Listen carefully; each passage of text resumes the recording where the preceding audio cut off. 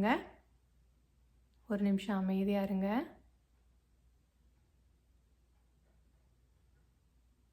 எந்த தாட்ஸுமே இல்லாமல் ஒரு இடத்துல இருக்கீங்களா?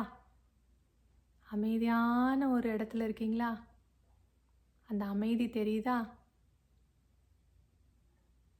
உருவமே இல்லாத ஒரு இடத்துல இருக்கீங்களா? சமாதானம் இருக்கா? இந்த சமாதானம் யாராவது எடுக்க முடியுமா?